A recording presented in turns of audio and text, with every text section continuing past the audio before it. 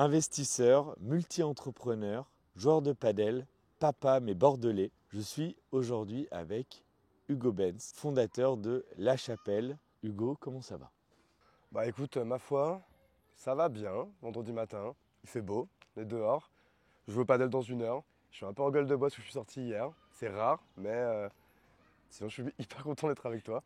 Ok, tu nous reçois ici dans ton jardin, dans ton château. Ça fait quoi d'être châtelain? Alors déjà on va remettre quand même l'église au milieu du village, on est 10 entrepreneurs à avoir fait l'acquisition de cette très belle demeure qui s'appelle donc la Villa Maria, qui est à Bordeaux, à côté du quartier Primrose, pour les Bordelais et autres qui connaissent. Et on y a mis du coup tous nos salariés. Et on y a également mis du coup une grosse partie coworking. On l'entend, il y a même une crèche à côté, tu vois, il y a une piscine juste là, un boulodrome à côté. Enfin, bref, là, tu vois, on tourne, on est début avril, 8 mois dans l'année, c'est hyper cool. On peut vivre dehors, travailler dehors, c'est hyper agréable, quoi. Ah ouais, ok. Donc oui, c'est pas chez toi en fait. J'aimerais, mais non, c'est pas chez moi, chez moi. Mais du coup, voilà, je peux quand même en profiter comme je veux. Et c'est vrai que pour la marque employeur et ma marque personnelle et vraiment tout le monde, bah, d'être copropriétaire d'un lieu comme ça, c'est sûr que ça peut faire que rayonner. Ah bah là, je vais te laisser un CV, ça c'est sûr, avant de partir. Très bien. Et si tu devais choisir entre l'entrepreneuriat et ta gueule de bois, là, tu choisirais quoi? Là, franchement, j'aurais pu choisir de faire en mode gueule de bois Netflix, couverture, caleçon, tu vois, en mode pyjama. Mais bon, écoute, l'entrepreneuriat est plus grand, donc on se lève et on va au charbon, quoi. Et là, et on fait du contenu. Bah, merci en tout cas vraiment de nous recevoir pour cette interview. On va essayer de creuser l'homme, mais pas que aussi, l'entrepreneur. Vas-y. Première question que j'ai envie de te poser, si tu devais, genre, sur tous les business que tu as montés, celui que tu détestes le plus, c'est lequel? Bonne question. Franchement, celui que je déteste le plus, bah, je pourrais tenter de dire que c'est celui que j'ai foiré, 2019, ma première boîte, et pourtant c'est quand même une fierté parce qu'on l'avait amené à quasi 4 millions d'euros, il y avait 35 personnes, 35 salariés, mais je l'ai foiré en règle, ça a été une telle honte, une telle douleur, et tu vois, t'imagines même, on est en 2024, je paye encore, tu vois, les dettes de ça, les prêts en caution personnelle, ce genre de trucs. Donc pour fâcher personne, si je devais en donner un, ce serait celui-là que j'ai beaucoup aimé, mais tu vois, comme une ex ou un ex qui t'a trompé, tu vois, tu as un peu de haine envers ce projet, quoi. Super, super intéressant. Je me demandais aussi, donc là on est à Bordeaux, tu vis à Bordeaux et pourquoi pas à Lyon? Ben, je vis à Bordeaux parce que je suis venu faire mes études ici. Je suis tombé amoureux de Bordeaux. Je suis tombé amoureux d'une Bordelaise. J'ai monté ma boîte à Bordeaux. J'ai acheté à Bordeaux. J'ai jamais eu l'idée de partir. Mais par contre, j'aime beaucoup Lyon. Ah, quand même, je me disais, On a des très bons amis qui sont là-bas. On y va 1 à 2 fois par an et j'adore Lyon. ça me rassure. Mais je sentais, tu vois, sinon j'aurais pas, je fais pas les interviews de toute façon, sinon. J'aime pas l'OL, mais j'aime Lyon. Et ça, je sais que ça va te fâcher, ça. On coupera ça au montage. Très bien, donc tu as parlé d'études. Est-ce que tu as eu ton diplôme? J'ai pas eu mon diplôme. Putain de ça, franchement, c'est quand même, je me dis que je suis un peu con quand même, tu vois. Il me restait que le mémoire à faire. Et en fait, c'est le moment où j'avais commencé à monter ma première boîte. Et ça me passionnait tellement, ça me prenait tellement toute mon énergie, tout mon temps. Et puis après, non, puis on va pas se cacher, hein, du coup, j'avais vraiment la flemme en fait de passer du temps sur un truc que j'aimais pas faire. Ça, c'est un truc qui m'a un peu toujours, qui a toujours été un peu mon moteur dans la vie, c'est que quand j'aime pas, j'ai du mal à faire, quoi. Et alors là, me taper un mémoire de 80 pages sur un sujet à la mort moelle, machin et tout, ça m'a un peu fait chier. Et puis, par certains côtés, je suis un peu, pas anti-système ou quoi, mais ça me gênait pas forcément, tu vois, d'être le seul de ma promo à pas avoir mon diplôme, je m'en foutais un peu. Je me disais que dans tous les cas, j'entreprendrais toute ma vie. Donc, le diplôme me servira à rien. C'est juste pour l'ego de dire, bon, quand même, c'est vrai que c'est dommage, quoi. Tu vois, c'est comme si tu te tapais un semi-marathon, que tu t'arrêtais au 20e kilomètre en mode, c'est bon, vas-y, je vais boire des bières. J'ai été très content d'avoir fait 20 bornes, et je fais pas la dernière borne qui fait que j'ai la médaille et compagnie. Alors que c'est un peu con, quoi. Ok, on en revient à l'alcool. Toujours l'alcool, hein, putain, mais Dieu bénisse l'alcool, franchement, hein. Alors, on va en reparler de Dieu et du fait de bénir, mais avant ça, qu'est-ce que je me demandais, parce que comme je suis aussi dans un état pitoyable. T'es sorti toi aussi hier? Oh, à peine, ouais, j'étais avec un Hugo, un Bordelais que je te présenterai, Ah putain, qui, ouais, mais on a bossé business. on a beaucoup parlé. Ouais, très très business, mais bon, on a levé des fonds d'ailleurs. On a fait pas mal de tournées de business. On a fait quelques tournées de business. Ah oui, je me demandais, est-ce qu'il y a un sujet qui est tabou pour toi? Franchement, pas vraiment, hein. Bah, je sais pas, vas-y, tente, hein, mais moi, je crois que j'ai pas de tabou. T'as quel rapport à l'argent? Un rapport, franchement, très sain. C'est très important pour moi d'en gagner le plus possible pour être confort ou quoi. Pas forcément d'un côté matériel ou quoi. Alors, c'est assez bateau ce que je vais dire, mais moi, j'ai toujours, en fait, voulu gagner de l'argent, gagner le plus possible, mais pour deux raisons, hein. Déjà, pour le côté performance, et puis pour le côté, bah, en vrai, plus tu as d'argent, plus tu peux leverager auprès des banques, plus moins tu as d'emmerdes, plus tu peux faire les projets que tu veux, plus tu peux habiter dans la maison que tu voulais. Donc, ça revient en fait à un projet, des projets IMO, perso, pro. Bah, au moins, quand on a, bah, tu peux le faire. Tu vois, quand on nous a demandé de rentrer dans ce projet Villa Maria, c'était pas gratuit. Si à ce moment-là, on n'avait pas eu d'argent, bah, on n'aurait pas pu y rentrer. Et du coup, je ne pourrais pas avoir ce kiff, tu vois, de te recevoir ici. Donc voilà, rapport très sain à l'argent, je trouve que c'est très bien d'en gagner. Moi, je suis un ancien pauvre qui détestait les riches. Et je déteste cette personne que j'étais parce que à partir du moment où tu as la haine contre quelqu'un d'autre ou quoi, en plus qui t'a rien fait de mal, bon bah voilà, donc moi j'ai pas la haine des riches, j'ai pas la haine des pauvres, j'ai la haine de personne. Et voilà, essayons de gagner un maximum. Et il y en a qui sont très contents avec peu, il y en a qui sont très contents avec moyennement beaucoup, il y en a qui sont contents avec beaucoup, bah voilà, je respecte tout le monde, quoi. J'avais une question, mais avant, tu vois ce que c'est un pain au chocolat? Ouais, j'en ai déjà mangé dans mon enfance. Ok. Et j'ai arrêté une quinzaine d'années. Je bouffe que des chocolatines maintenant. Ah, ok. Bon, je crois que c'est un peu. Tu auras quand même la question. Ça coûte combien un pain au chocolat aujourd'hui, selon toi? Le prix moyen? Bah, je sais pas, moi, j'avoue que quand j'en achète, c'est dans les gares ou quoi. Donc, je me fais ouvrir. Je sais pas, j'en sais que quand je prends une chocolatine, un café et un jus d'orange, je sais pas, franchement, ça coûte au moins 7 balles. Enfin, je trouve que c'est énorme. Donc, je sais pas combien coûte la chocolatine. Elle doit coûter, je sais pas, un balle ou un balle 50. Ce qui est sûr, c'est qu'elle doit être moins chère que le pain au chocolat. Tu penses? Ouais, ouais, je pense, ouais. Le pain au chocolat lyonnais ou parisien, il coûte cher. Ah, c'est pas moi qui l'ai dit. Ouais, Le pain au chocolat lyonnais, ouais. Très réputé. très réputé. De la mère Brasier, ouais. Ok, qu'on embrasse. Qu'on essaye d'embrasser, du coup, ouais, j'avoue, j'avoue. Quelle femme. On parlera gastronomie plus tard, parce que c'est un sujet qui m'intéresse, mais pour finir sur l'argent. Ok, j'ai bien entendu le sujet, je suis bien aligné avec toi, mais la question fatidique, c'est toujours, ok, c'est quoi bien gagner sa vie selon toi? Si on parle, aller en revenu mensuel. Ouais, mais alors, en fait, bien gagner sa vie, c'est gagner assez pour pouvoir assouvir ses projets. Tu vois, moi, jusqu'à récemment, comme j'ai voulu acheter la maison de mes rêves, j'ai voulu acheter un appartement en Espagne, j'ai voulu me mettre dans des projets immobiliers comme la Villa Maria, comme j'ai acheté un appartement pour mon frère jumeau, pour qu'il soit dedans. Tu vois, et tout ça, en fait, à chaque fois, j'allais voir le banquier, je disais combien il faut que je gagne pour que tu me prêtes tant et pour que je puisse faire tel projet. Et donc, moi, jusqu'à il y a bah, un certain temps, ouais, il fallait que je gagne. Donc, c'était simple, la pression, c'était entre 12 et 15 000 euros par mois sur le foyer. Faut se lever tôt. Faut se lever tôt. Mais c'est chiant, c'est une pression, mais en même temps, au moins, du coup, comme ça, je peux faire ce que je veux, quoi. Ok, intéressant. On va parler de l'entrepreneur maintenant, si tu veux. Parlons de l'entrepreneur. Parlons de l'entrepreneur, on en a déjà un peu parlé. On a parlé de la boîte que tu détestes, la boîte que tu aimes le plus. Bah, la boîte que j'aime le plus, c'est celle que j'ai en ce moment. C'est la chapelle, évidemment. En plus, c'est marrant, hein, parce que tu as vu, en fond, on a une petite chapelle. Alors, je sais pas, ouais, le caméraman, je crois qu'il est déjà avec la bonne image et tout. Je sais pas s'il pourra se retourner à un moment donné, mais en tout cas, il y a une chapelle derrière. Ouais, je crois qu'il s'est endormi, là, le caméraman. On va essayer de ne pas parler trop fort pour surtout pas le réveiller. La chapelle, tout de suite, tu me montres un bâtiment. Est-ce que tu es théophile? Non, du coup, la chapelle, alors c'est vrai que beaucoup me demandent pour ça, et pourquoi ça s'appelle comme ça. Je pense qu'en fait, j'ai appelé la chapelle parce qu'en fait, j'aimais bien le côté lieu de rassemblement, communauté.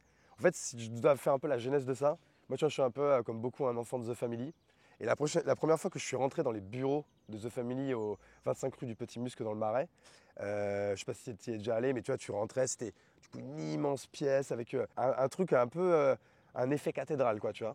Et en fait, j'ai toujours eu ce fantasme, en fait, d'avoir un peu ce genre de lieu, mais tu vois, qui n'est pas qu'un lieu, qui est aussi une sorte de mouvement, une sorte de communauté. Et j'aimais ce côté-là. Et la chapelle, je trouvais que ça prenait un peu toutes ces connotations. Tu vois, le côté la chapelle, alors c'est le côté catho, mais c'est un lieu de rassemblement où tu te rassembles avec ta communauté, où vous avez une même vision, ça peut être un même dogme ou quoi. Et en fait, pour la vision que j'avais, qui était de monter un agency startup studio, avec du coup tout cet aspect, encore une fois, média, communautaire ou quoi, bah, je trouvais que La Chapelle, c'était un bon nom de marque. Et qu'on pouvait s'amuser autour de ça, quoi. Et si La Chapelle devait être une chanson. Je risque de te demander de la chanter. Hein, Ouais, ben alors en plus, c'est ça, parce que j'allais te dire un truc, mais je suis incapable de la chanter. T'as l'air d'avoir quand même une voix de baryton, non? T'as pas dans Ouais, les non, graves. j'ai touché un petit peu ma vie en barytonnerie, petit, ouais. Mais non, comme ça, il y en a une, au début, tu vois, la première tagline de La Chapelle, c'était Founder's Paradise. Donc je pourrais dire que la chanson qui peut retranscrire ça, c'est Gangsta Paradise de Coolio. Mais alors là, pour la chanter, frère, ça va être très très difficile. Ouais, on se... On fera pas, mais on le mettra en fond, en post-prod. Le groupe de musique, puis de toute façon, je pense pas que ça filme, étant donné que le vidéaste s'est endormi. on peut se faire plaisir. La Chapelle, si je te dis 1 million, Tu me dis 1 million, genre 1 million sans patates. sans patate, qu'est-ce que tu me réponds? Je sais pas, moi, quand je pense à 1 million, tu sais, je repense toujours. Alors, il y en a plein qui vont rien comprendre. Je repense toujours au film Les Trois Frères. Tu sais, ils ont le ticket à gratter, il a les 3 télés, il va pouvoir aller, du coup tourner la roue. Alors en plus, à l'époque, c'est 1 million de francs. Si tu me dis 1 million, je pense à ça, en premier lieu. Après, en deuxième lieu, c'est peut-être 1 million, c'était un peu comme ça que je m'étais brandé.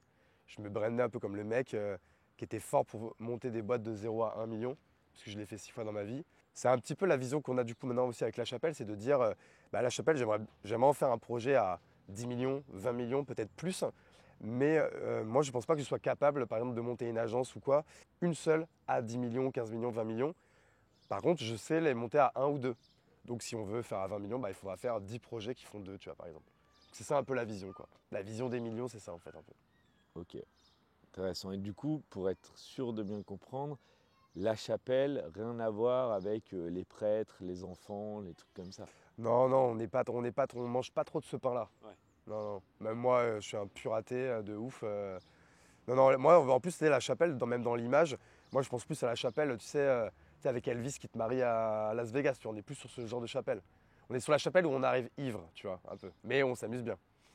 On y revient quand même sur ce sujet. Du coup, si tu devais être un cocktail, peut-être. Assez classique, hein, un bon Cuba Libre, franchement. Mais tu sais, le Cuba Libre taffé, hein, pas je te mets du rhum, je te mets du coca, une rondelle de citron et roulé jeunesse, quoi, tu vois. Un truc un peu sympa, quoi. Mais un petit Cuba Libre, ouais, j'aime bien. J'en ai trop bu hier, mais on aime bien quand même. Tu as dit Cuba Libre, j'ai eu un petit frisson bizarrement, je ne sais pas pourquoi. Je voulais te demander aussi si tu devais faire un... Demain, je te dis, viens faire un TED Talk, un peu le truc de conférence, mais par contre sur un sujet complètement rien à voir avec ton expertise, tu le fais sur quoi? Franchement, je le ferai peut-être sur vraiment ma passion, je pense. Je le ferai sur le foot. Je ferai une thèse de pourquoi le foot c'était mieux avant, pourquoi le foot de fin des années 90, début des années 2000 c'était le feu et pourquoi maintenant je trouve qu'on s'est un peu du père. Voilà, franchement, si là comme ça à chaud, je pense que le seul sujet que je maîtrise vraiment bien, c'est le foot, quoi. Mais comment tu penses maîtriser le foot sans aimer l'Olympique Lyonnais? J'ai du mal à faire le rapprochement. Ah putain, j'ai pas de punchline à répondre à ça. Parce qu'en fait, en vrai, Lyon, j'ai pas vraiment la haine contre vous, tu vois. Mais je vous aime pas trop, quoi. Tu vois, vous êtes pas mes meilleurs potes, quoi. Depuis qu'on n'a plus le droit de détester Paris, parce qu'en fait, on s'en fout, tu vois, ils sont trop au-dessus, hein. Les gens ont compris, hein, je suis pour l'OM. On a d'ailleurs bien perdu hier, hein. C'est peut-être pour ça, hein, qu'on a trop bu, hein, du coup. Et je sais même plus ce qu'on disait. Ah oui, comment on peut être un fan de foot sans aimer l'OL? Bah, déjà, de toute façon, l'OL, c'est quand même un jeune club, quoi, tu vois. C'est pas le club non plus qui a une histoire de ouf. Même si, voilà, franchement, à l'époque des 7 titres de suite, franchement, je vous supportais en Ligue des Champions. Et s'il y a bien une équipe française qui aurait pu la gagner et qui était proche, c'était votre équipe avec les Juninho, Malouda, Govou. Puis à chaque fois, vous aviez toujours un super attaquant devant qui se sont un peu succédés. Il y avait une vraie équipe, quoi. Et il y avait penalty sur Nilmar. Yes. Merci, j'allais te demander. Je te remercie pour ce partage. C'était sans doute la réponse que personnellement j'ai trouvée la plus profonde. Pour me mettre les Lyonnais dans la poche, quoi, hein. Parlons de sport du coup. Moi, j'ai du mal à savoir, est-ce que Hugo c'est un joueur de padel qui a pour hobby l'entrepreneuriat ou c'est un entrepreneur qui fait du padel? Ah, on est clairement sur un entrepreneur dont le padel est le hobby. Parce que franchement, j'en parle beaucoup, j'en fais beaucoup. J'ai pas non plus un niveau de ouf, quoi. Tu vois, des fois, mais c'est frustrant ce sport, mais c'est tellement bon. Mais j'avoue que non, il faut que je prenne plus le temps d'aller faire des cours et tout pour progresser. Parce que là, j'ai un peu atteint un plafond de verre et j'ai un vrai niveau moyen, quoi. Tu vois, je peux même pas dire moyen plus, parce que je veux pas non plus me surévaluer, quoi. Les joueurs de padel comprendront, je suis à un niveau 6, quoi, tu vois. Et putain, pour aller au 6+7, j'ai du mal, quoi. Tu vois, ça fait 1 an que je suis un peu keblo à ça, quoi. Étant donné qu'on a eu l'occasion de faire un padel ensemble, tu me mettrais, moi, à quel niveau, du coup, 5, 6? Bah, tu viens de démarrer, donc plus un 4, parce qu'on sent qu'il y a du tennis, on sent qu'il y a de la raquette, donc on sent qu'il y a du potentiel. Maintenant, il faut juste que tu sois meilleur dans les placements, que tu laisses la balle toucher cette vitre, que tu la caresses, que tu sois plus dans le... Tu peux être autoritaire, tu peux être victoritaire, comme tu l'as été de temps en temps, mais des fois, il faut savoir ralentir le jeu et faire jouer son adversaire. Victoritaire. Je te remercie pour ça, je ne l'ai pas oublié. Ah non. La Chapelle, imagine, tu dois créer la Chapelle, mais à une autre époque. Tu choisis laquelle?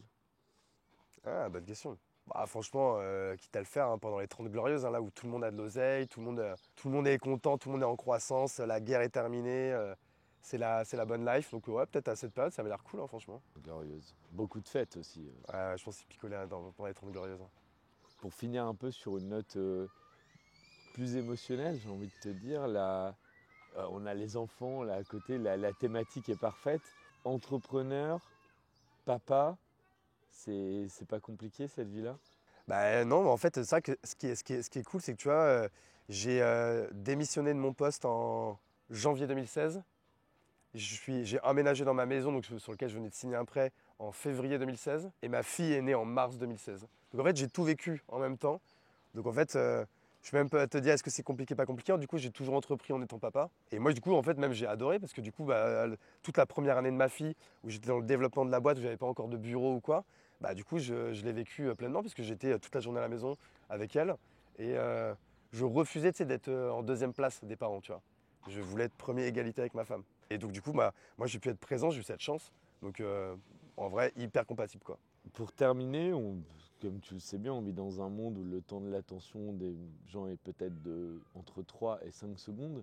Donc imaginons là si tu devais t'adresser aux quelques personnes qui nous ont écoutés jusqu'ici, qui sont encore là devant cette interview, qu'est-ce que tu as envie de leur dire? Bah là, en fait, je pense que les gens qui vont regarder ce format, je pense qu'il y a beaucoup d'entrepreneurs ou de néo-entrepreneurs ou de gens qui veulent entreprendre. Franchement, ce qu'on peut leur dire, c'est si vous regardez ce contenu, bah, c'est très bien. Continuez à en consommer beaucoup. Mais par contre, ne faites pas que ça. Soyez également dans l'action. Et demain, vous avez une idée. Faites un vieux site tout pourri sur Wix avec un logo que vous avez fait, que vous avez demandé à Dali, ChatGPT de faire en 2 secondes. Tu sais, moi, je fais mes logos maintenant comme ça. Mais en vrai, c'est un truc de ouf. Comme c'est facile. Vous mettez une tagline, une proposition de valeur. Vous laissez les gens laisser leur mail. Vous demandez déjà à votre premier réseau, second réseau, créez du contenu, créez votre propre média. Et puis en fait, tester les choses sans demander la permission à personne. Voilà, c'est assez bateau encore une fois, mais je veux dire, c'est le meilleur message qu'on pourrait faire passer aux plus jeunes d'entre nous. Vous savez ce qu'il vous reste à faire. Hugo, Merci mec. merci d'avoir joué le jeu sur ces questions on ne peut plus sérieuses. Écoute, puis vive la France, hein. Vive l'entrepreneuriat, Vive Bordeaux, vive Lyon, vive l'alcool, vive l'alcool, vive le foot la fête, le foot. et allez l'OM. Oh putain, non. On va finir comme ça ou Ah ouais. Allez l'OL, il a dit. l'OM. Ah putain, excellent. Allez, ciao Merci, ciao. mec.